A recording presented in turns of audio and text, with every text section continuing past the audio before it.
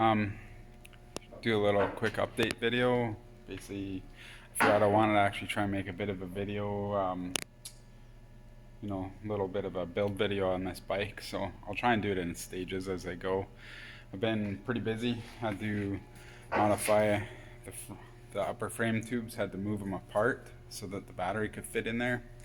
Had to build new lower frame tubes, basically having those wrapped around, and right now I'm machining the top of the motor down so I can drop the battery as far as possible. The seat's still going to be a little bit high. The battery itself, I've got it right here. Basically, it's pretty tall, but this cover off the top does come off. It just means if when I take that off, I'm going to have to move the contactor and all that stuff around. I believe I'm going to be able to keep the BMS on the side, which is nice. That I'm gonna have to 3D print some stuff to make all that work. I'm gonna have to have the wires come out the side of the motor instead of the top like they are, and I'm dropping the battery down as far as I can. For one, because the seat sits, it's about where the back of the battery is right here. The seat actually normally sits about 5 3/4 inches above that point, but the battery with that cover on, without machining the fins off the motor, was 9 inches above that point. So almost almost double what it needs to be. Nonetheless, what I'm gonna do is take the cover off. I've machined the top of the motor down, so I should be able to get another 3/4 to an inch down by machining the motor and everything. And also taking the cover off gives me another 1.5 inches, whatever. So it gets me close-ish. It's not amazing, but also dropping the battery and everything, dropping everything as far down as I can. The motor's as down and far in the frame as I can. I had to shave the fins off the sides on the bottom of the motor so that it actually drops down in between the frame rails. If you see it there, it's kind of hard to see, but nonetheless, it is all coming together. I'll try and get a little bit of video of me using my nice little milling tool here. A friend of mine once called me a human CNC machine because I've done a lot of work like this by hand. I don't have all the equipment that I would like here on the island.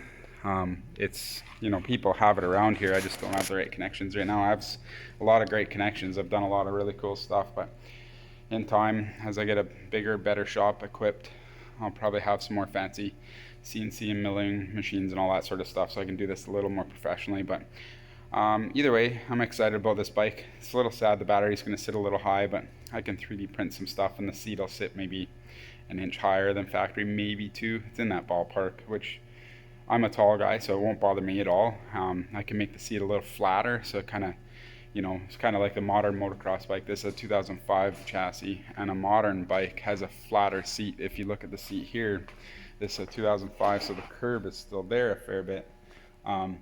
But a new bike has less of curve in the middle here. So if I kind of make it look more like a new bike, it'll be pretty good. It's going to be pretty exciting, I think.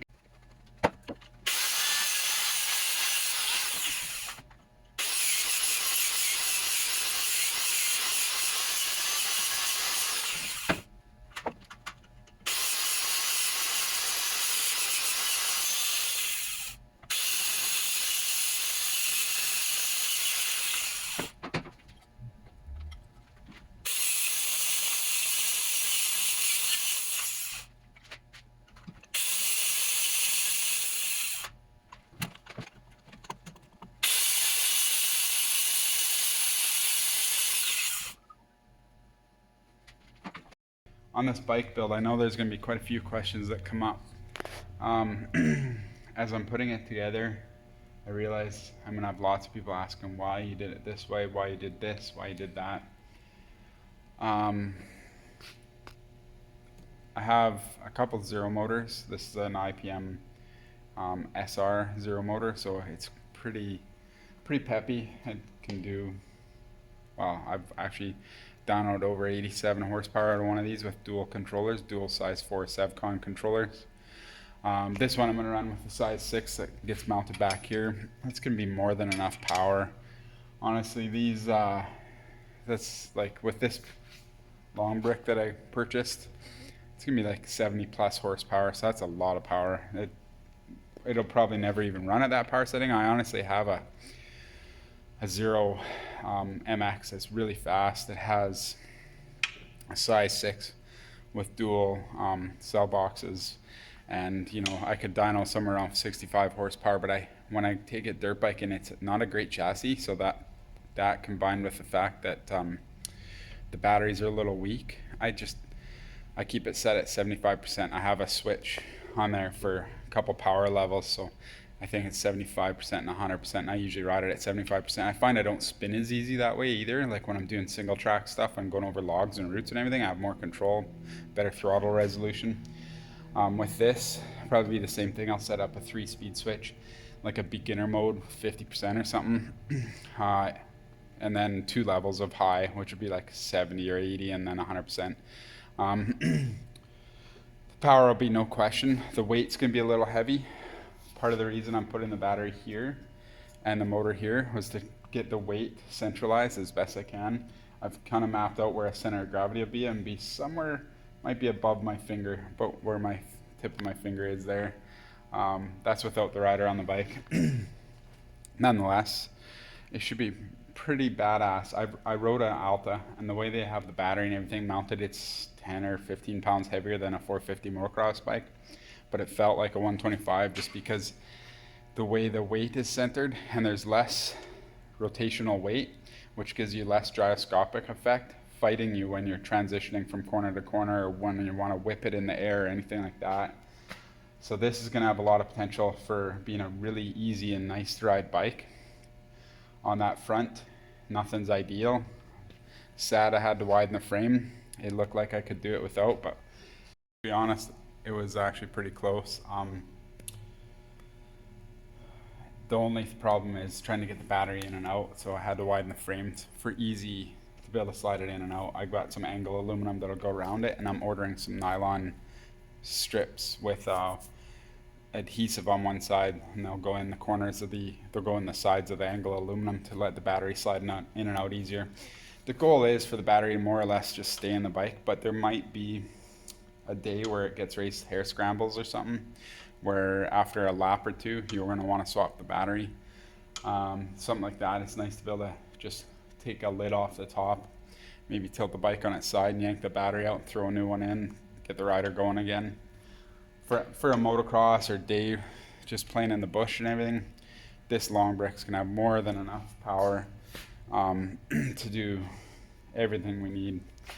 More than enough energy. Basically, it's not quite what a tank of gasoline is, but we're getting there finally. I can't wait for Tesla's battery announcement. I know they got some pretty big stuff coming out. So nonetheless, plugging away at this, just thought I would try and answer a few questions, why I had to do things a certain way, trying to keep the motor low, keep the batteries low. I would love to get an Alta motor. Basically, didn't find any. Would have still had to make some sort of jack shaft assembly. This here is a jack shaft. The reason I did that is because Zero typically actually puts their motors in line with the swing arm pivot, and you can run the chain or belt, whatever you use, fairly tight that way, which is pretty cool because it doesn't change its tension as you go up and down. With the sprocket ahead of the swing arm pivot, it actually makes your chain get tight and loose as you go through the suspension travel. So this should help quite a bit. So the motor on the other side will actually just get a sprocket that drives a chain from this sprocket to this sprocket. The goal is to see if I can make the motor slide a little bit for chain tensioning, but I'm going to put a chain tensioning roller in there as well. It probably just needs to keep a little bit of slack out of there. Some of this stuff is just build it as I can kind of thing. I haven't put a lot of this into CAD or anything like that. I'm not super proficient with CAD, but I can do it if I have to kind of thing.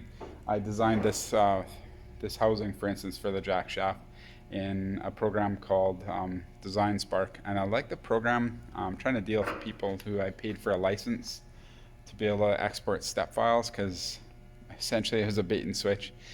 Nonetheless, that's another topic for another discussion, but this turned out pretty good. I just ordered the housing from E-Machine Shop. They basically machined it out of aluminum for me, and it's not too bad. You can tell they bead blasted it to cover up some of their, not so good machining marks and stuff in there. So either way, making some pretty good progress. Hoping to get the welds sorted out today. I'm gonna pop these wires out the side cover today, hopefully, and basically you can see up here I've cut the frame welds on this part of the frame tube here on both sides and on the inside a little bit. The reason for that is when I widen the top, I needed it to have some stress relief here. So I'm just going to make sure that those have cracked down there a little bit, and then I'm going to grind them out a bit, and I'm going to re-weld those back in. When this is all finished and everything fits and it works, it gets completely disassembled, and then I got to find a way to heat treat the frame. Anybody knows of any place to send it on Vancouver Island, I would happily do it. Basically, one of my friends told me the easy way just for somebody like me is to get up to about 250 degrees Fahrenheit for 24 hours and then slowly cool it down. We have a parts washer up in the other shop that does 150 Fahrenheit. I don't think it quite does enough, but I could possibly put it in there and just let it go for, you know, a day, 24 hours, whatever. Otherwise, I think the frame's a little big to fit in our home oven. So if anybody has like a pizza oven or something I'll fit in, maybe I'll use that.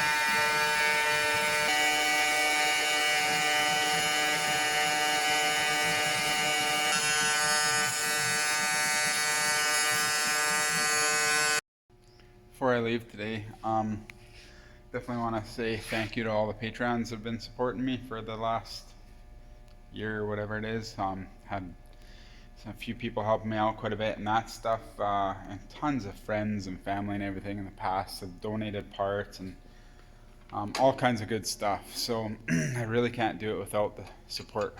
You know, everybody's helped in any which way, from labor to parts to, you know, money, whatever. Like, everything is really good. I appreciate everything, and, you know, doing everything I can to push it forward.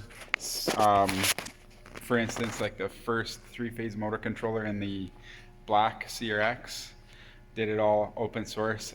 Axiom, my motor controller that I've done with my team at powerdesigns.ca, we did that all open source. We try to share everything we can, do everything we can to push it forward, but there's nothing cheap in this industry right now. Funny how, just come to mind, we got a lot of people interested because they can get cheap Leaf motors, Nissan Leaf motors, and so then they find out, you know, the price of a controller and batteries and stuff, and, you know, they already have a motor thing, and that's the hardest part of the car. But yeah, that's ICE. You know, that's from the ICE age, I guess we could call it. Basically, internal combustion engines were the most expensive part of a gasoline or diesel, whatever vehicle. It's not the case anymore. The motor is the cheapest part probably for an EV of the major components. Your battery is probably the most expensive. The second most expensive is typically the 3-phase inverter or the motor controller. So anybody who thinks you're going to get it cheap, but nonetheless, here is something else. This is a little bit of a shot of the jack shaft housing. Of course, the jack shaft right now is 3D printed. I originally 3D printed the housing, and then once I've proven that, and I put it all together with 3D printed parts other than the bearings were real, and then tested it to make sure it all fit, and then from there basically got a machine shop to machine the housing, and I have a friend Casey over in the mainland who's hopefully going to machine the jack shaft itself for us, and it's designed to accept Honda ECRF 450 sprockets on each side, and those sprockets are pretty handy because they fit all the way from 2004 2005 all the way to 2020, so it's a really common sprocket. It makes life a lot easier. Doing the jack shaft, a couple of reasons like I mentioned.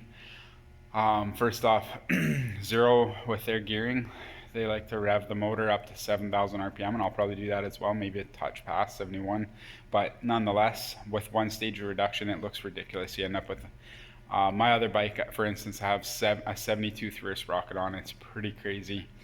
Having a jack shaft lets you do 2 stages of reduction, which actually saves, you know, it has a tiny penalty of efficiency, of course, but it means you can use OEM sprockets. So this is an OEM Honda sprocket on the back as well. It's aftermarket, but it's a direct, you know, and common size you can get. I think that one's 55 teeth, so it's the biggest you can get. I only did that because I was hoping to run a 15 tooth on the other side of the jack shaft here, but unfortunately a 14 is all that will fit, just because the clearance, once the chain wraps around it from here between the sprocket and the swing arm, the clearance isn't super amazing. So this, I believe this sprocket is the biggest I can fit in there, and even then I might end up having to go one size down. So it is what it is. Getting there. It's gonna have tons of torque. Like, I just would like to keep it geared as low as possible because it'll keep a little bit of heat out of the motor. It means you don't have to twist the throttle quite as far, which means you're not flowing as many phase amps in the motor.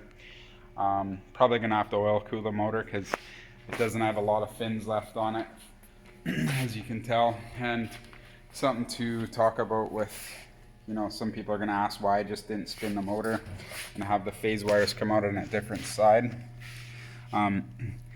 If I was to do that, these wires would end up either getting hit by the chain or dragging on the ground or getting sputtered by a rock in the front. So I've designed it the way I've designed it, building it the way I'm building it for a reason. So it'll come together. It'll look really good when it's done. Anyways, thank you everybody who's helped me so far, and stay tuned. We got some pretty exciting stuff coming.